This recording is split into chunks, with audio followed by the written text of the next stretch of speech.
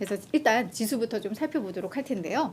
자, 다우지수 0.2% 이제 강보합 마감을 했습니다. S&P 500도 역시 0.3% 상승을 했고 나스닥 지수는 0.6% 올랐는데요.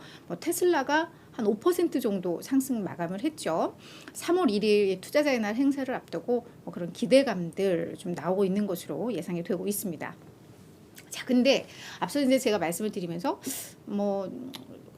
사실은 금요일 날 주가도 1% 넘게 하락을 하기도 했고 최근 이 하락 약세가 지속되고 있으면서 저가 매수세 유입된 정도, 요 정도 지수 수준이면 사실 그렇게 해석이 되기도 해요. 근데 사실 기술적으로 매우 중요한 위치라는 점에 있어서 이 월가 전문가들, 특히 이 기술 분석가들 상당히 지금 증시가 매우 중요한 선에 있다라고 이야기를 하고 있는데, 일단 차트를 좀 보도록 하겠습니다. 이게 S&P 500 차트인데요. 그 연두색으로 진하게 그려져 있는 게 이게 200일 이동 평균선입니다. 지금 주가를 보시면 아시겠지만 금요일 날 주가가 1% 하락으로 마감을 했습니다만 장중에는 사실 더 하락을 했었죠.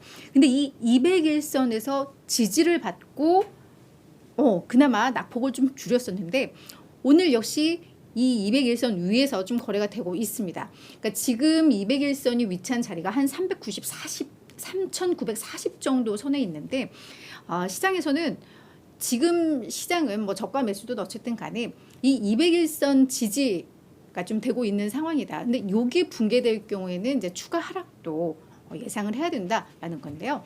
페이리드 이 스트레지티의 KT 스톡턴은 3주간의 하락으로 지난 목요일부터 증시는 과매도 상태에 접어 들어갔고, 그러다 보니까 이제 일부 저가 매수세가 유지가 들어오면서 일시적으로 이제 200일선에서 좀 안정화되고 있는 흐름들이 나오고 있다라고 분석을 하면서, 다만 다른 기술적 지표들을 좀 봤을 때 다음 주에는 하락세가 좀 제기될 가능성이 크다. 그래서 이 200일선 지지에 대한 그 신뢰도가 약간 높지는 않은 이런 뉘앙스의 좀 멘트를 하기도 했습니다.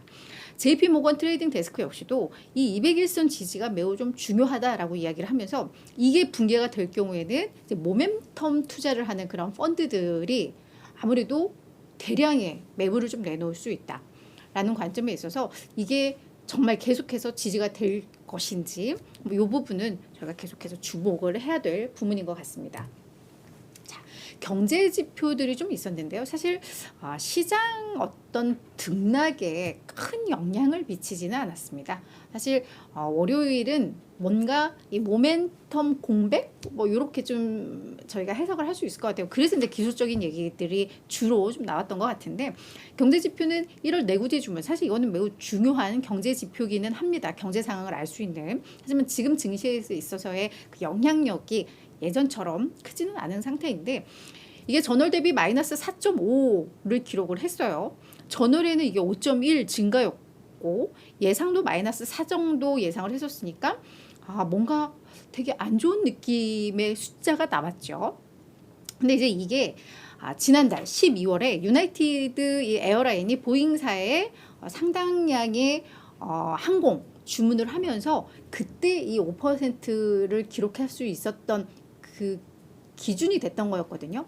그러다 보니까 이게 항공기 주문을 매월 하지는 않잖아요.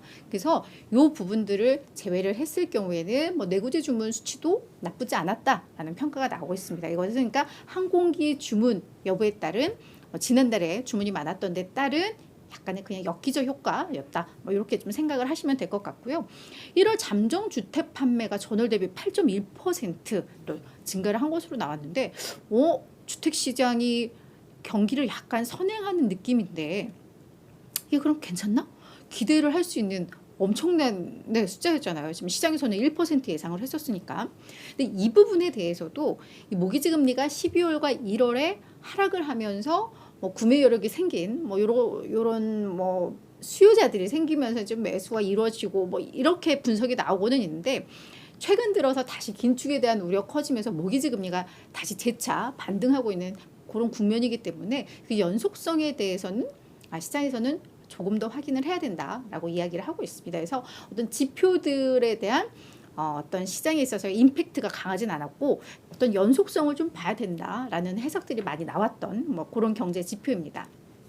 또 하나의 이슈는 블룸버그에서 이제 좀 설문조사를 한 결과들이 좀 나왔는데 뭐 다양한 설문 내용들이 좀 있었겠지만 이 경제에 대한 되게 재밌는 또 답변들이 나와서 요건 또 별도로 좀 준비를 해왔는데요.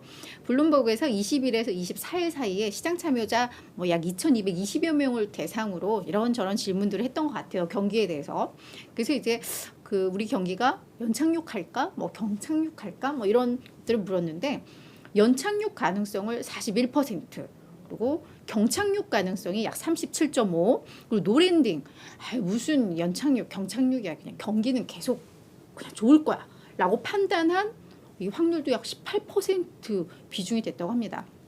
제가 지난주에도 아마 요 네 가지의 시나리오가 있는데 그중에 이 낙관 가능성이 60%다라고 했던 거 기억나시죠?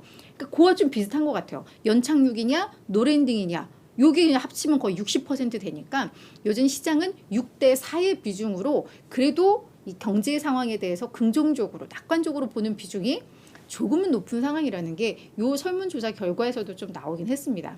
근데 이걸 다 더해보면 한 3.5가 부족하잖아요. 그러니까 그 3.5는 이건 경착륙도 아니고 사내 전속력으로 들어받기에 경기 침체 가능성 지금 언급한 게 한 3.5% 정도라고 이야기를 합니다. 그러니까 워낙에 이거는 좀 낮은 비중이라서 아예 빼기는 했는데요. 그래서 그냥 그 시장 참여자들이 경제에 대해서 그렇게 생각을 하고 있고 그러면 이게 결국은 또 긴축 우려로 넘어갈 수도 있겠지만 결국 그런 긴축을 바탕으로 해서도 경기가 이렇다라고 보는 거기 때문에 뭐 또 시장 참여자들이 이러면 시장에도 긍정적인 영향을 좀 미칠 수 있죠. 뭐 그래서 그런 대목에 있어서 지금 중요한 거는 결국은 이제 이 기술적으로 잘 지지가 될 것인가, 그리고 또 그에 또 수반하는 어떤 지표나 뭐 긴축과 관련된 소식들이 어떤 내용들이 계속 업데이트가 되느냐 이런 것들을 저희가 하루하루 잘 따져봐야 될 것 같습니다.